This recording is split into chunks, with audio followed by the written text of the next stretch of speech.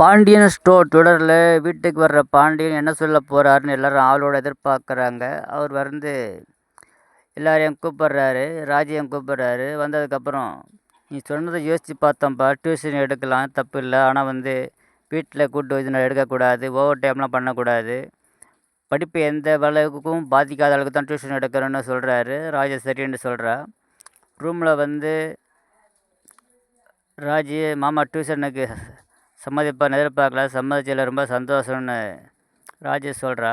கதிர் சொல்கிறான், சம்மதிக்காமல் போனாக்கா உனக்கு நான் என்ன அட்வைஸ் பண்ணுறதுன்னு யோசிச்சு வச்சுருந்தேன், அதெல்லாம் வேஸ்ட்டாக போச்சு அப்படின்னு கதிர் சொல்கிறான். மற்றொரு பக்கம் சரவணன் சாப்பாடு கொண்டு சொல்லியிருந்தான் மயில்கிட்ட. சாப்பாடு எடுத்துக்கிட்டு கிளம்பும்போது கோமதி இந்த பழக்கத்தை வச்சுக்க வேணான்னு சொன்னேன், அதை கேட்க மாட்டேன்ட்டு.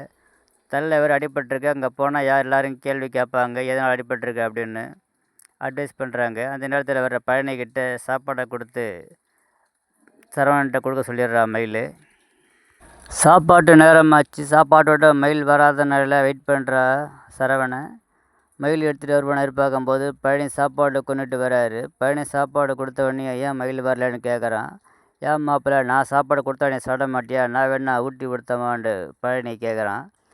அப்புறம் மயிலுக்கு ஃபோன் பண்ணி,